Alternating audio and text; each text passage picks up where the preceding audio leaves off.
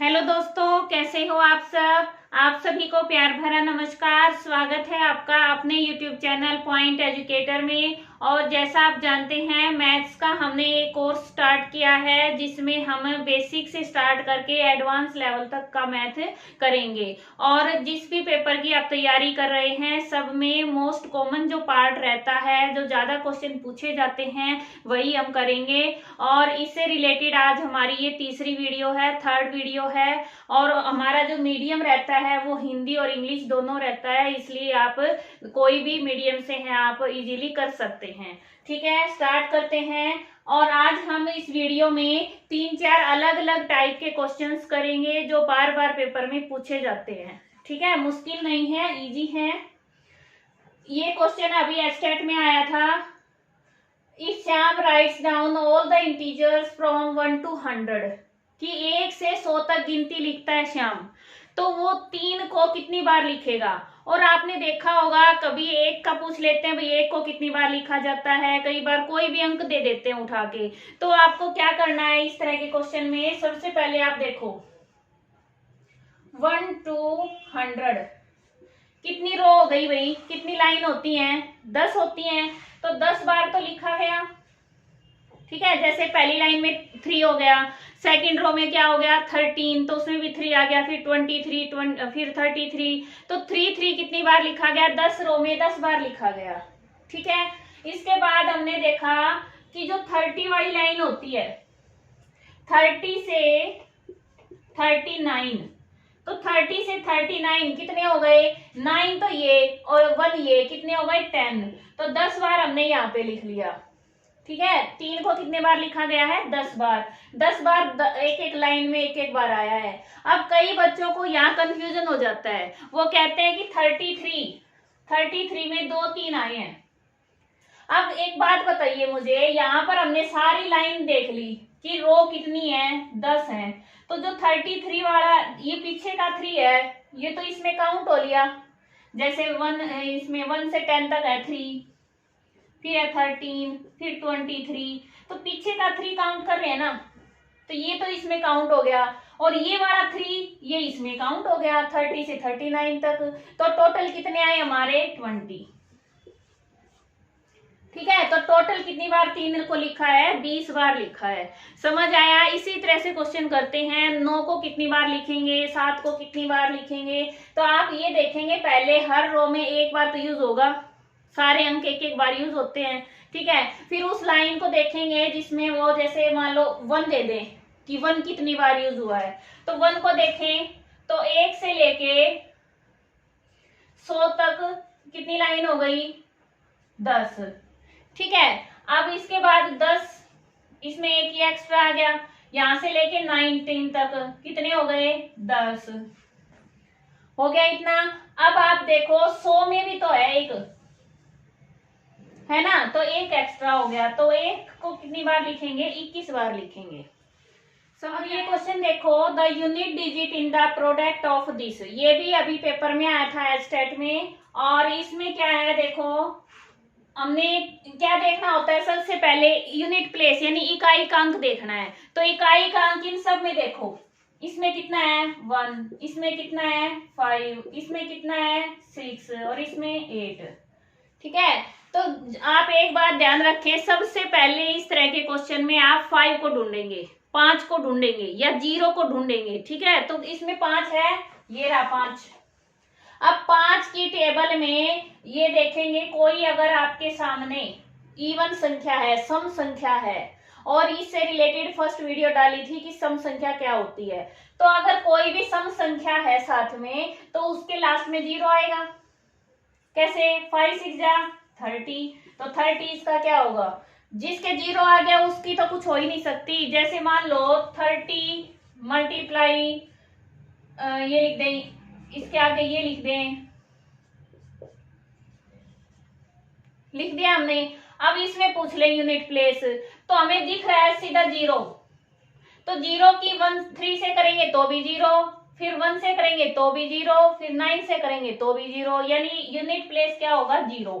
तो कोई भी नंबर है इस तरह के प्रोडक्ट हैं, अगर उसमें इकाई का अंक पूछा है तो सबसे पहले 0 ढूंढेंगे। ठीक है, 0 ढूंढ लिया, अगर 0 है तो लास्ट अंक क्या हो जाएगा 0, और अगर 0 नहीं है तो 5 को ढूंढेंगे, 5 को ढूंढेंगे। 5 है, साथ में कोई सम संख्या है, यानी 2 4 6 8 ये हैं, तो क्या आएगा 0 ही आएगा, क्योंकि 5 की टेबल में आप देख सकते हैं 5 2 जा 10, 5 4 जा 20, ठीक है, तो क्या होती पीछे 0 आ जाती है, तो ये हमारा क्या होगा इकाई का स्थान यानी 0 होगा। ठीक है, इकाई का अंक क्या होगा 0। और एक और क्वेश्चन करवाती हूँ इसमें। अब ये क्वेश्चन देखो, इसमें अगर हमें इकाई का अंक बताना हो, यूनिट प्लेस बताना हो तो क्या आएगा। अब इसमें ये है 9, ये है 1, इसमें 7, ये 3 और ये 5। ठीक है, या तो अगर याद नहीं रहता तो मल्टीप्लाई कर लो, मल्टीप्लाई नहीं कर सकते, एक बार देखो मैंने बताया 0 देखो 0 है नहीं है, उसके बाद 5 को देखो 5 देखा हमने, ठीक है, इसके बाद अब ये हमारे साथ क्या है, सारे के सारे ओड नंबर है, क्या है ओड है, इसका मतलब 5 की जब इनके साथ मल्टीप्लाई करेंगे तो लास्ट में 5 ही आएगा। 5 1 जा 5, 5 3 जा 15, 5 जा 25। तो जब हम उसको 5 को इवन संख्या से करें, ठीक है, सम संख्या से करें तो क्या होता है 0 आता है, और जब ओड से करेंगे तो 5 आएगा। तो अगर 5 है क्वेश्चन में तो क्वेश्चन हमारा बहुत इजी हो जाता है। समझ आया। अगला देखो, अब ये क्वेश्चन है, इसमें बीच में माइनस दे दिया, इसका बताना है हमें इकाई का अंक क्या होगा। तो इसमें भी सेम ऐसे करेंगे, इसका कितना है 8, इसका कितना है 3, इसका 1 और इसका 9। अब इसकी मल्टीप्लाई करो, 8 3 जा 8 या 24, 24 माइनस 9 एकम 9। ठीक है, तो ये दोनों को माइनस करें तो कितना आ जाएगा बताओ, 15, तो क्या आ गया हमारा 5। समझ आया। तो अगर माइनस है तो इस पार्ट को अलग कर लेंगे, इसको अलग कर लेंगे, दोनों को माइनस कर देंगे, प्लस है तो प्लस कर देंगे। ठीक है, इस तरह से करना है। अब और क्वेश्चन देखो, अब ये नेक्स्ट टाइप के क्वेश्चन देखें कि पेपर में आता है आपके पास, हिंदी में नहीं लिखा मैंने, कोई बात नहीं, सुनो कि 1 से 100 तक, 1 से 100 तक कितनी संख्याएं हैं जो 7 से डिवाइड हो सकती हैं, पूर्णतः विभाजित हो जाएं। तो क्या करते हैं इस तरह के क्वेश्चन में, जो हमारा बड़ा नंबर है जहां तक लेना है उसको दिए हुए नंबर से डिवाइड कर देंगे। तो यहाँ 7 से डिवाइड कर दो, कितना आ जाएगा, तो इसका आंसर आ गया 14। तो 14 ऐसे नंबर हैं, ऐसी संख्याएं हैं जो 1 से 100 के बीच में हैं और 7 से पूर्णतः विभाजित हैं।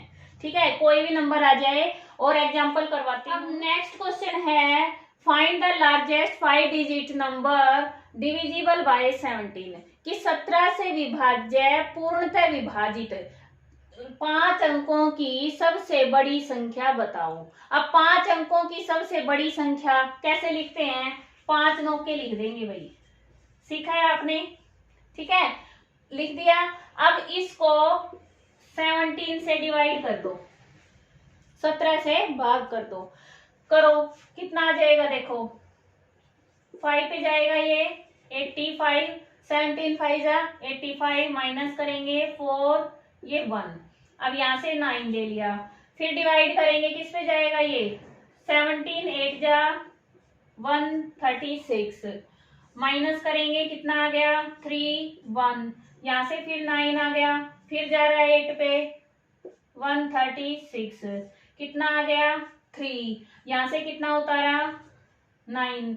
अब 17 की किस पे जा रहा है ये 2 पे, रिमाइंडर कितना बच गया 5। तो 5 है, ये शेषफल हो गया हमारा, रिमाइंडर हो गया। अगर 5 को इस नंबर में से माइनस कर दें तो क्या ये पूरा भाग हो जाएगा, हो जाएगा ना। 5 बचा है ना शेष, तो 5 बचना नहीं चाहिए, 0 आना चाहिए। तो लार्जेस्ट नंबर क्या हो जाएगा, इसमें से रिमाइंडर को माइनस कर देंगे, ये आंसर आ गया हमारा।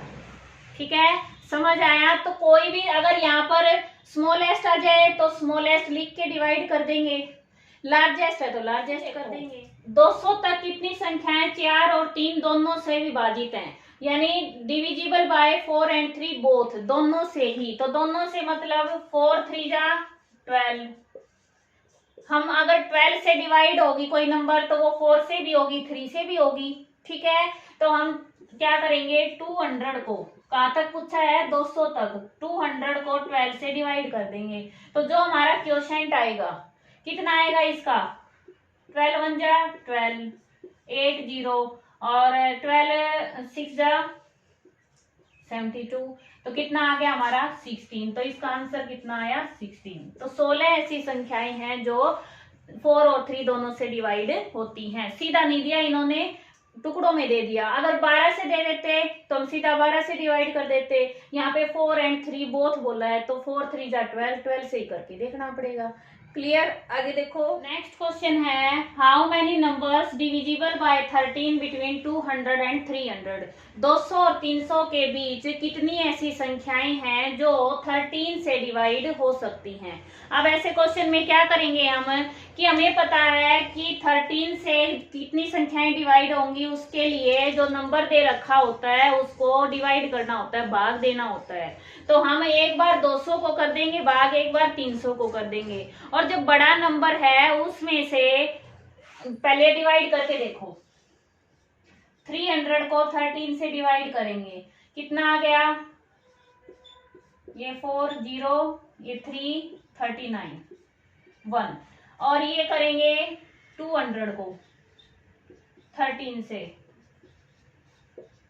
और ये 5 पे चला गया, ठीक है। तो हमारे पास 23 ऐसी संख्याएं हैं, 23 ऐसे नंबर हैं जो 300 तक हैं और 13 से डिवाइड होते हैं। क्लियर? अब 15 ऐसी संख्याएं हैं जो 200 तक हैं, 200 तक हैं और 13 से भाग होती हैं। तो अगर दोनों को माइनस कर दें कितना आ जाएगा 8। तो 8 नंबर ऐसे हो गए ना जो 200 और 300 के बीच में है, क्योंकि 200 वाले तो 200 तक कितने हैं 15 और ये है 23। दोनों को माइनस करेंगे तो जो गैप है वही तो इसका आंसर होगा, ठीक है ना। समझ आया? यानी क्या है कि एक मान लो घर है, घर के अंदर एक रूम है, तो वो रूम उस घर के अंदर ही तो है। तो इसी तरह से 300 तक की संख्याएं निकाल ली तो वो 200 तक वाली भी तो उसके अंदर ही शामिल हैं। तो 300 तक कुल संख्याएं 23 हैं और 23 हैं और 200 तक 15 हैं। तो ये 15 तो इसमें काउंट हो चुकी हैं। तो इसके बाद जो बच गई वो सारी क्या है, 200 और 300 के बीच में है। समझ आया? अगला क्वेश्चन देखो, हमें पूछा है कि 3 अंकों तक की 3 डिजिट में कितनी ऐसी संख्याएं हैं जो 19 से पूर्णतः विभाजित होती हैं, डिविजिबल हैं। तो कैसे निकालेंगे, अब 3 अंकों तक, तो 3 अंकों तक का मतलब क्या है, जो लार्जेस्ट नंबर है 999, ये लार्जेस्ट है 3 डिजिट में।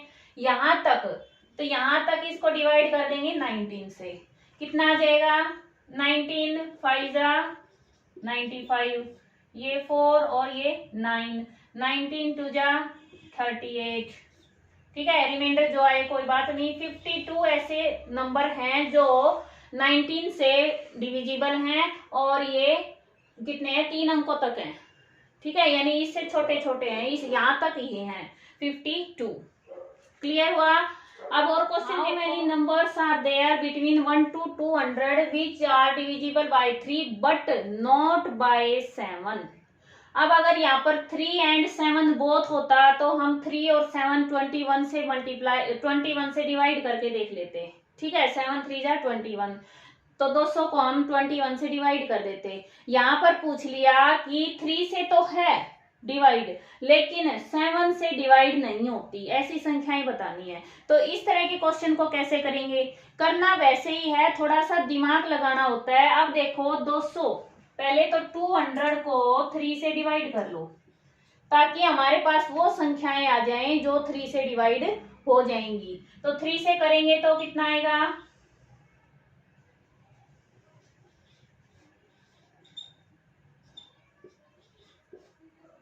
ठीक है 66। तो 66 ऐसे नंबर हैं, संख्याएं हैं जो 3 से डिवाइड हो जाएंगी। अब हमारे पास है कि नॉट बाय 7, तो 7 से डिवाइड अब अकेले तो निकाल नहीं सकते, क्या करेंगे हम, 3 × 7 कितना हो गया 21। जो नंबर 21 से डिवाइड हो जाएंगे, ठीक है, क्योंकि ये 3 से तो डिवाइड है 7 से नहीं है, तो इसका मतलब जो 21 से डिविजिबल है वो ढूंढेंगे। देखो 21 से करेंगे कितना आएगा, ये 9 पे जाएगा, तो कितनी संख्याएं हो गई 9। तो 9 ऐसे नंबर हैं जो 21 से डिवाइड है, इसका मतलब वो 7 से भी डिवाइड है, वो 3 से भी डिवाइड है, ठीक है, डिविजिबल बोथ हो गए 3 और 7 से। तो 9 को अगर माइनस कर दें इसमें से, तो क्या हमारे पास 3 से डिविजिबल संख्याएं आ जाएंगी, आ सकती है ना, तो इसको माइनस कर देंगे इसमें से, कितना आ जाएगा 57। तो 57 ऐसे नंबर हैं जो 200 तक हैं, लेकिन वो 3 से तो डिवाइड हो जाएंगे, 7 से डिवाइड नहीं होंगे। समझ आए, इस तरह से क्वेश्चन भी आ जाते हैं। अब एक और तरह के क्वेश्चन करवाती हूँ। मान लो कोई भी नंबर आ जाए, ये आ गया, मल्टीप्लाई में इस तरह से नंबर आ जाए और कहें इसकी वैल्यू है वो फाइंड आउट करो, तो कैसे करोगे, आप देख सकते हो ये कितना है 10,003। तो अगर हम इसको टुकड़ों में कर लें, एक बार तो 10,000 ले लिया, ठीक है, 10,000 हो गया और प्लस में 3 हो गया, तो इसकी इसके साथ मल्टीप्लाई करेंगे, कितना आ जाएगा 1 2 3 4 0 लग गई आगे प्लस में। अब इसकी 3 के साथ मल्टीप्लाई कर देंगे, कितना आएगा, ये करके देखना आप, 7 या 21 कैरी 2 29 2 29 2 29, ये आ गया हमारा, ठीक है। अब इन दोनों को जोड़ देंगे, ऐड कर देंगे, इतना तो आप कर सकते हो। और भाई कई बार जैसे करते करते अगर छोटी मोटी मिस्टेक हो जाए तो आप बता भी सकते हैं या फिर खुद से भी ठीक कर सकते हैं, क्योंकि कई बार 1 की जगह 2 लिख देते हैं, गलती जल्दी जल्दी में हो जाता है, ठीक है, तो ध्यान दे लिया करो। और इससे ये भी पता चलता है आप कितने फोकस करके पढ़ रहे हैं। आज के लिए इतना ही। और इसके साथ एक बात बताती हूँ कि कमेंट आया था कि भाई प्रैक्टिस के लिए कोई बुक सजेस्ट करें, तो प्रैक्टिस के लिए या तो आप कोई भी कॉम्पिटिटिव एग्जाम्स के लिए जो बुक्स आती हैं मार्केट में आप देख लें, या फिर मैं आपको 1-2 दिन में बताती हूँ।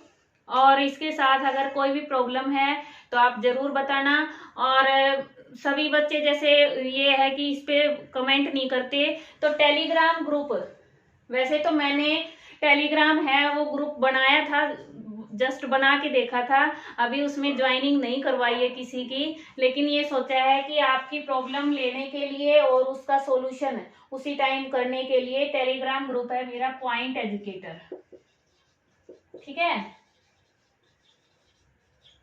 मैं सोशल मीडिया पे कम रहती हूँ, इसलिए मैं ज्यादा उसमें नहीं हूँ। भाई अपना इस पे ज्वाइन कर लेना, और कोई भी प्रॉब्लम है, मान लो कोई क्वेश्चन है नहीं समझ आ रहा, तो उसकी फोटो लेके भेज देना, सॉल्यूशन जितना होगा करवाऊंगी। और मिलते हैं नेक्स्ट वीडियो में। थैंक्स फॉर वॉचिंग, आपका दिन शुभ हो।